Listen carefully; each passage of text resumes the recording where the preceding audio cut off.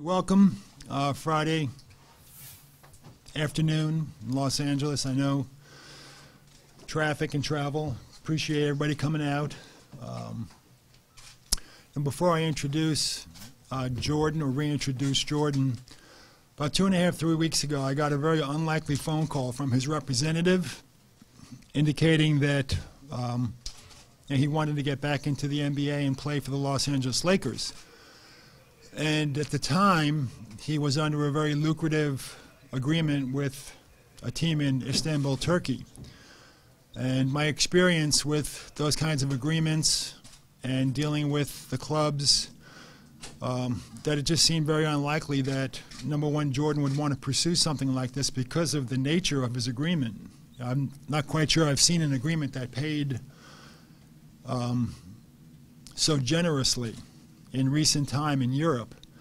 And then just getting a deal done with the club with the time change and free agent pending July 1st, it just didn't seem very likely that it would take place.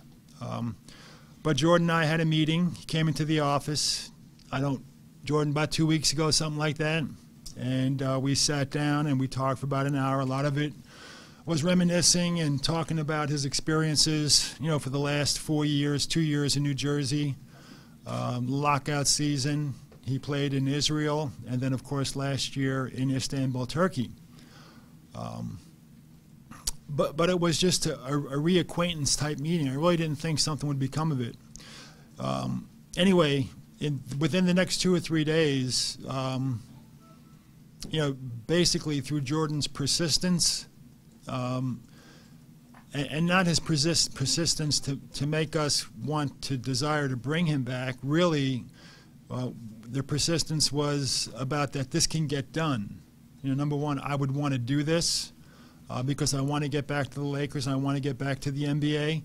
And number two, the club in Istanbul will work with us and get this done. And basically, he convinced me, or us, that it could happen. And we did sign Jordan to a contract about a week ago, but the way it works is you have to complete the agreement with the team in Turkey before it's official.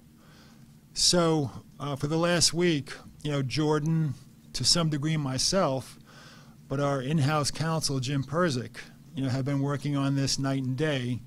And to Jordan's credit, and I've kidded him about it about an hour ago, that I think he wants my job in a couple of years, he was able to get it done, to complete the buyout, the time difference, convincing his club in Turkey that this is something that he wanted to do, dealing with the time change, the agreement itself, the NBA, FIBA, something that might seem very complicated, simple, was not very simple, and in fact it was pretty complicated. But it would not have taken place, had Jordan, not has been so aggressive and businesslike in his approach, and I think also his relationship with the team in Turkey, the general manager, and of course our relationship. So here we are, 3 weeks, after a phone call that I didn't think would be very leading, reintroducing Jordan Famar back to the Los Angeles Lakers. So I'd like to bring him over here. You're familiar with the number on the jersey and the name on the jersey. Yeah, for me it's been a little bit of a journey. Last time I sat here I was 23 years old. I was part of 2 back-to-back championship teams and looking for areas to grow in my life and career, and I feel that I've done that since then. I've played on the other coast. I played for the New Jersey Nets for 2 years. I played in Israel and a year in Istanbul, and I've grown tremendously as a person and as a basketball player. And just the opportunity to get back here to what I consider home was something that I wasn't going to let anything stop or didn't want to pass up. So I'm here now. I'm open to any questions, and I'm excited to be back. Jordan, based on the story that he just told, we know the numbers that were on the table in Turkey. To walk away from that to come here, what was the main motivation to make that first phone call? To be honest, I've been watching the Lakers since the moment I left. Seeing how things were going. Stayed up every night while I was overseas, 2, 3, 4 in the morning watching games. Just feeling that, that's where I belong. That's where I felt most comfortable. That was home for me.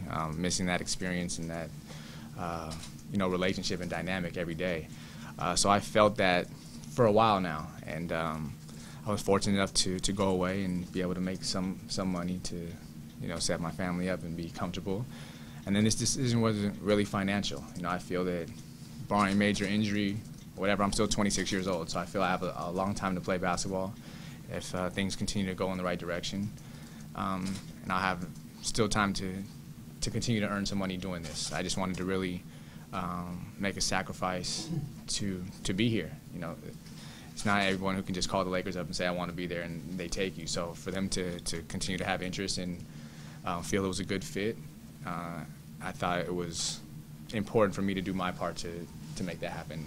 If that was sacrificing some dollars today, it was worth it for me. Is it weird for you to be back in this facility, in this room, on that court? I wouldn't say weird. It feels very familiar. It almost feels like I never left. It was just a little surreal being other places, but it feels very comfortable being back around here. How has your game evolved from your time with the Lakers? I got a chance to do a lot more.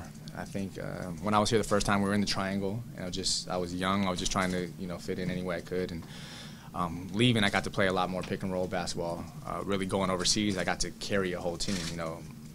The success of our team was dependent on how I played individually every night. And just that experience and having that much responsibility on my shoulders really, helped develop different areas of my game. I feel that I know my game now. I know where I can be successful and where I can help. And then this time around, I'm really not looking for anything but to help where I can. Whatever the coaching staff and Mike D'Antoni asked me to do is what I'm going to try to come and do. I don't have an agenda. I'm not trying to take Steve Nash's spot or anything like that. I'm just trying to really help the team any way I can. I mean, they also have Steve Blake too. I mean, you're coming to a spot that they have too deep already. I mean, how does that feel, or how do you fit in that? I think we all find a way to play. Watching the team last year, there was a lot of injuries, and there's always going to be opportunity. If you have what I feel I can bring to the table, I feel you'll find a way to get on the court, and I think we'll all be successful together. And I'm not really too worried about it. I'm not worried about the competition or the confrontation. I think it'll be smooth flowing, and we'll all have a good time. Just a few years ago, when you were sitting in the same chair at your exit interviews and talking about the championships, you said that you thought that in a few years you'd be able to really look back and then appreciate those championships, that you didn't appreciate them as much when you were going through them. Have you kind of given yourself some time, and do you feel that you have now? I think so. I think when you're in the moment, it's all surreal. It's all just happening. You don't really understand the weight of what just happened. But taking a step back, being around players who never got to experience what I did, never knew what it was like to win a championship, asking me to bring my rings in just so they can look at them and, admire. Just getting that experience is eye-opening. It kind of lets you realize how good it was and how special those times were, and I really appreciate, all those times in the past and look forward to trying to create some more in the future. Jordan, you mentioned the pick and roll and how you developed. Obviously, that's a big part of what D'Antoni wants to do. How specifically has that developed, and then how about your shooting as well? Well, I didn't get a chance to play much pick and roll in the triangle at all, really. It's pretty much pass and go to the corner, and just has all its actions. So I didn't come in here to the NBA as a catch-and-shoot player, but I developed that as I, got older. And my last season in the NBA, I shot 46% from three, 49 from the field, something like that. So I was trying to get close to that 40, 50, 90 area that Steve Nash does so well. And that's just hard work and just continuing to get in the gym and do that. And being able to be out there a little more and take a few more shots really helps, with that comfort level. Does screen roll fit into what you do? Yeah, screen and roll. I mean, we did that a lot in Jersey. We played a lot of screen and roll. I played with Darren Williams a lot. So just able to pick his brain and learn from him as much as possible.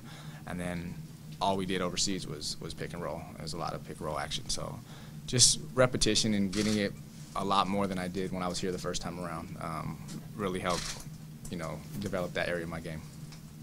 How did the competition, how was that different overseas than it was, when you're in the NBA? It's a lot different in terms of the style of play, but the game is much more compact. So the decisions that have to be made are much quicker over there. They let a lot more physicality go, like, you know, being physical with the ball handler and even around the basket. So I think it helped me a lot. It's a lot more team-oriented and a lot more physical over there. This is a little more opened up, but the athletes are much better. And yeah, I think it'll help just having a different perspective and a different experience under my belt. Being overseas, were you able to keep in touch with Kobe at all during that time? I didn't speak to him much while I was over there. I didn't speak to anybody, really. I was kind of isolated, and I was fortunate to have a college teammate of mine and the best man at my wedding, like one of my best friends on my team, so we got to spend a lot of time together. But I didn't really have much contact with many people over here. The time difference is 10 hours, so when I wake up, they're going to sleep and vice versa. So it was difficult being excluded from everyone, but it was definitely eye-opening, life-changing experience. Did you pick up any of the language? Just to get groceries or order dinner or stuff like that, but I can't have fluid conversation. Yeah. Would you have done this for another NBA opportunity? No, not at this extent. I don't know. I really wanted to be here, so I really didn't look too many. There was a few other situations that we're working on, but I wouldn't be playing for the minimum anywhere but the Lakers. Yeah, for sure. From your past experience, you know, being somewhat restricted by the triangle and things like that, do you feel like you haven't shown the hometown fans what you can do? Is that part of the motivation? Or what? I feel so. I think it was good that it worked out this way because wanting to do more at the time, I feel I'm a much better basketball player now than I was my first free agency, you know, coming around. So I think I'm much more ready to come in and help in a bigger way this time around. Now I'm 26. I've been a few years removed. I have a family of my own, and basketball-wise, I've gotten so many different experiences since I left here. I think I'm much more prepared to deal with it this time around. So I'm excited to get out there. You know, coming in and being young, I dreamed of playing in a Mike D'Antoni system, you know, somewhere you can just be free and push the ball and make a lot of plays, and I think it'll be a lot of fun. But one of the things you wanted in leaving, and even while you were here, was to run your own team and all that. Was it not what you thought it was, or what? No, I mean, I think I had a good opportunity in Jersey, and then they traded for Darren Williams, who was arguably the best point guard in the world, you know, at the time. So that's the nature of the business. It happens. I wasn't going to regret my decision if it didn't work out that way or the way I envisioned, but I had to give myself a chance to see what that was like and, you know, just create an opportunity. And I think I did that, and it led me back here, so I'm happy with it. Jordan, so many teams now are point guard centric in what they run. A lot of good young players around the league. How did your defense develop? And that was something I know you did while you were here. Yeah, Trying to pick up some of the younger, quicker guys. I think that's probably one of the biggest areas that we haven't even spoke about yet. Overseas basketball it doesn't matter how many points you score, how many assists you have. It's all about do you win games or not. And a lot of people know that you win games on the defensive end, and that was what our coach over there preached every day. It was basically don't get beat was his philosophy, and the less amount of help you need from your teammates, you make it easier on everybody else. So just being around that every day and being ingrained with that philosophy really helped me grow, and that's an area where I really wanted to focus on and contribute in this time around. You know, be a pest and be a nuisance on defense, and really, you know, try to pick up full court and things like that to create problems for the other team. You said you watched a lot of the games last year, and that's been somewhat of a problem, they would say, on the perimeter, just having somebody being active and being able to be quick and get into the lanes. Did you see that, Boyd? A little bit. I mean, we dealt with so many injuries watching from afar. You know, Nash hurt his leg, Steve Blake pulled his hamstring, like all kind of stuff that happened throughout the course of the season that you can't account for. So it was definitely an issue at times, but it's something that you just have to want to do. Defense is a will thing, and just wanting to get stops and wanting to be a problem is really what it's all about. You just said, you know, we dealt with so many injuries, and it seems like almost the Lakers are the team that you feel like you always want to be a part of. Did you feel like you were going to come back during the time that you were watching the Lakers go through all those struggles this year? Yeah, I did, actually. I was making calls to my representation telling them, like, if you're going to reach out to a team, make sure you talk to the Lakers and tell them that if we can get something done, that I'll be there, basically, is what I told my representation, that there's a lot of jobs out there in the NBA, but this is really where I want to be.